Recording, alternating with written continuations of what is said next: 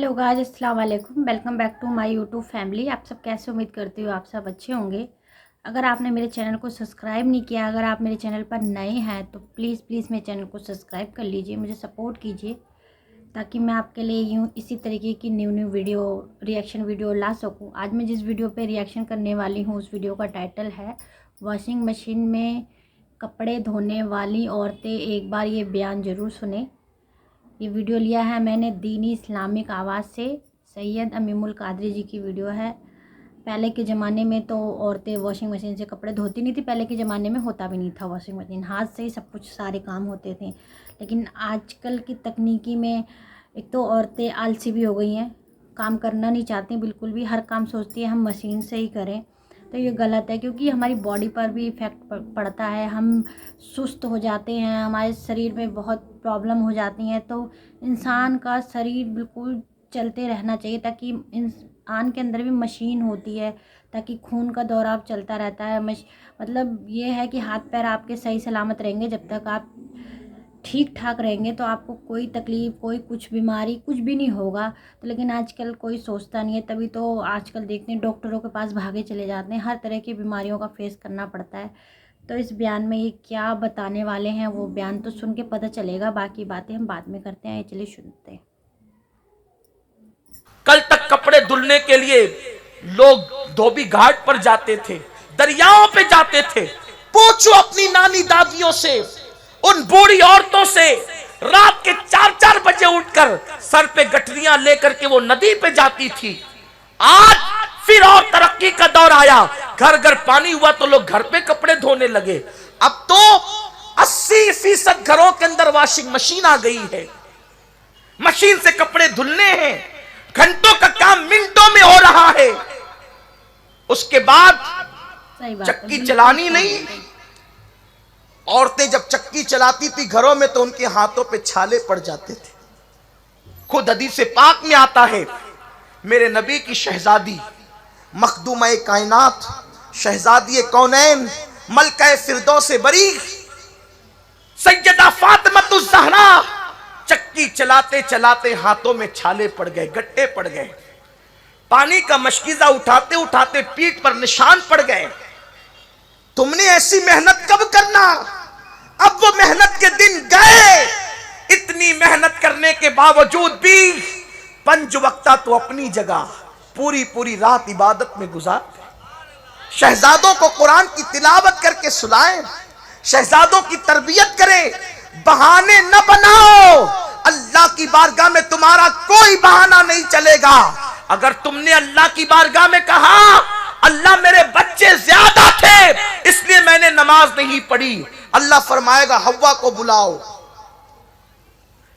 हव्वा को बुलाओ। बुरा नहीं माने, सिर्फ समझाने के लिए कह रहा हूं। अगर बहुत जल्दी से किसी के घर बच्चा पैदा हो तो 1 साल में 1 बच्चा पैदा होगा, यही होगा, उससे पहले नहीं। लेकिन हजरत हव्वा के यहां तो हर दिन बच्चा पैदा होता था। अल्लाह फरमाएगा, ये कहती कि मेरे बच्चे ज्यादा इसलिए मैंने नमाज नहीं पढ़ी, हव्वा को बुलाओ। हव्वा से ज्यादा तेरे पास बच्चे थे।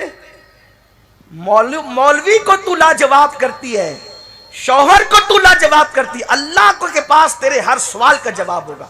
तुम्हारे कोई भोंडे दावे नहीं चलेंगे। अल्लाह ताला हजरत हव्वा को पेश करेगा, बोल इससे ज्यादा बच्चे थे। कितने बच्चे थे हजरत हव्वा के?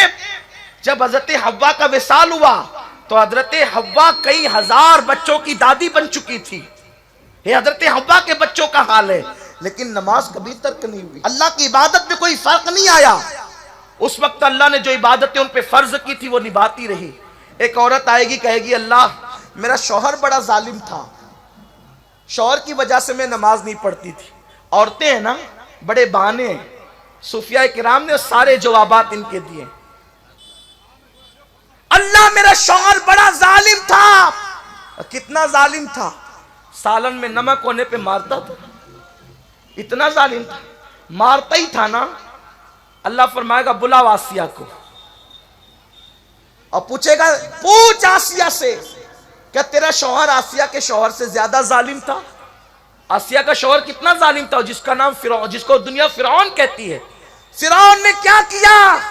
آسیہ کو کہا آسیہ اللہ کی عبادت نہ کرنا. آسیہ نے کہا میں تو کروں گی. اس نے کہا دیکھ اگر تو نے اللہ کی عبادت کی انجام بھیانک ہوگا. آسیہ نے کہا جو چاہے کر لے خدا کی عبادت چھوڑ نہیں سکتی. اس نے کہا پھر دیکھ انجام کیا ہوتا ہے. اس نے حضرت آسیہ کو ہاتھ اٹھا کر کے دیوار سے ٹیک لگا کے کھڑا کر دیا. آسیہ کے ہاتھ اٹھ گئے. روایتوں میں آتا ہے آسیہ کی ہتھیلی میں اس نے کیل ٹھکوائی, آسیہ کے سینے میں کیل ٹکوائے, آسیہ کے گھٹنوں میں کیل ٹکوائے, آسیہ کے پنجوں میں کیل ٹکوائے, اور آخری میں آسیہ جس پیشانی سے سجدے کرتی تھی اس پیشانی میں اس نے کیل ٹکوائے, اور ہر کیل ٹکواتے ہوئے کہتا رہا اب بھی اللہ کی عبادت چھوڑ دے میں تجھے چھوڑ دوں گا.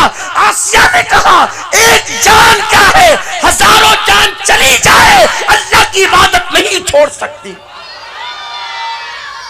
اللہ فرمائے گا تیرا شوہر آسیہ سے زیادہ ظالم تھا. آسیہ کی یہی استقامت ہے, آسیہ کی یہی سجدے سے محبت ہے, آسیہ کی یہ اللہ سے محبت ہے کہ اللہ رب العزت نے اپنے محبوب سے کہلوایا کہ جنت میں جب آسیہ داخل ہوگی تو اللہ تعالیٰ آسیہ کا نکاح ہمارے آقا سے فرمائے گا. آسیہ جنت میں میرے حضور کے نکاح میں آئے گی اور حضور کی دلہن بننے کا شرف ان کو حاصل ہوگا. جو ازواج ہے وہ تو رہے گی لیکن کچھ اور بھی بڑھے گی. جیسے حضرت آسیہ حضور کے نکاح میں آئے گی, حضرت مریم بھی حضور کے نکاح میں آئے گی. اس طرح سے کچھ عورتوں کا ذکر آیا ہے. تو اللہ کے یہاں کوئی بہانہ نہیں چلے گا آپ کا, اس لیے بہانے نہ بناؤ. اگر اپنی آخرت اور دنیا کو بہتر بنانا ہے سچی توبہ کرو, نکلو بہانوں سے. حدیث پاک مزید اور بھی اس کی تشریح موجود ہے لیکن میں اپنی گفتگو کو سمیٹ لوں اور اپنی بہنوں کو یہ پیغام دے کر کے جاؤں. سنی دعوت اسلامی کا اجتماع صرف بھیڑ اکٹھا کرنے کے لیے نہیں ہے بلکہ زندگیوں میں انقلاب پیدا کرنے کے لیے, زندگیاں بدلنے کے لیے ہے. اگر یہاں آنے والی بہنیں نماز کا شوق لے کر جاتی ہے تو مجھے امید ہے ہمارا آنا کامیاب, آپ کا آنا کامیاب, ہمارا بلانا کامیاب, آپ کا آنا کامیاب. بدلو اپنی زندگی کو. اور ایک بات بتاؤں, جب ماں نماز پڑھے گی نا تو اولاد کو نہیں کہنا پڑے گا نماز پڑھو, اولاد خود بخود نماز کی پابند ہوگی. بابا فرید کو نماز کا پابند ان کی امی نے بنایا, محبوب الہی کو نماز کا پابند ان کی امی نے بنایا, غوث الاعظم دستگیر کو نماز کا پابند ان کی امی نے بنایا. مائیں پابند بناتی ہے. پوری تاریخ آپ اٹھا کر کے دیکھ لیں, مولا حسین کو نماز کا پابند ان کی امی نے بنایا لیکن ماں نماز نہیں پڑھتی. سیریل کے لیے ٹائم ہے, نماز کے لیے ٹائم نہیں. غیبت کے لیے ٹائم ہے, نماز کے لیے ٹائم نہیں. نماز کی اہمیت پتہ نہیں ہے. نماز کیا ہے؟ حضور علیہ السلام جب بے چین ہوتے تو بلال سے کہتے ارحنا یا بلال, بلال مجھے راحت پہنچا. بلال کہتے کیسے؟ سرکار فرماتے اذان دے میں نماز پڑھوں گا اور اپنے دل کو سکون عطا کروں گا. جو رسول ہر بے چین دل کا چین ہے وہ رسول نماز پڑھ کر اپنے دل کو سکون عطا کرنا چاہتے ہیں. اور ہم اپنی بے قراری کا علاج سیریلوں میں ڈھونڈ رہے ہیں, گناہوں میں ڈھونڈ رہے ہیں, بدعمالیوں میں ڈھونڈ رہے ہیں, بدکاریوں میں ڈھونڈ رہے ہیں. الیاذ باللہ آج پیسے اتنے پیارے ہو گئے, دولت اتنی پیاری ہو گئی, نماز سے کوئی سروکار ہی نہیں رہا. اور تھوڑی سی دولت آئی تو اللہ کی عبادت سے رہی صحیح دلچسپی بھی ختم ہو گئی. یاد رکھنا دولت تو سائے کی طرح ہے, صبح کسی کے آنگن میں, دوپہر کسی کے آنگن میں, شام کسی کے آنگن میں. میری بہنوں, نماز کی برکت نے فقیروں کو بادشاہ بنایا اور نماز سے غرور کرنے والوں کو اللہ نے بادشاہت سے اتار کر کے پھانسی کے پھندے پہ چڑھا دیا. اس لیے یاد رکھنا اللہ کی عبادت سے غرور کر کے کبھی ترقی نہیں ملے گی, ہمیشہ ذلت ملے گی, ہمیشہ رسوائی ملے گی. اے خاتون جنت کی کنیزوں, آؤ آج پختہ عہد کرتے ہیں, دنیا ادھر کی ادھر ہو جائے لیکن ہم کبھی نماز ترک نہیں کریں گے. ہمارے گھروں میں اسلامی ماحول بنائیں گے. اور میں یہ کہتا ہوں نماز کے لیے وقت ہی کتنا لگتا ہے. عورتیں تو 10 منٹ میں نماز پڑھ سکتی ہیں, 10 منٹ میں عورت نماز پڑھ سکتی ہے, ایک وقت کی نماز, کوئی زیادہ ٹائم نہیں. اچھا, عورتوں کے لیے ایک مشکل ہے جو میں حیا کے پردے میں عرض کر دوں, وہ نماز پڑھنے لگتی بھی ہے. جیسے اجتماع میں سنا تو نماز شروع کر دیا, لیکن پھر کچھ ایسے دن آئیں گے کہ جن دنوں نماز اس پہ معاف ہے تو ادھر وہ چھوڑتی ہے نا تو پھر نماز چھوٹنے کی عادت ہو جاتی ہے. تو عورتوں کے لیے یہ بھی مسئلہ ہے, ایک امتحان ہے ان کے لیے. 20 दिन पढ़ेगी, 25 दिन पढ़ेगी, फिर ऐसे दिन आ गए कि नमाज नहीं पढ़ना। अब वो 5-6 दिन 3 दिन नहीं पढ़ेगी तो फिर सुस्ती आने लगती है।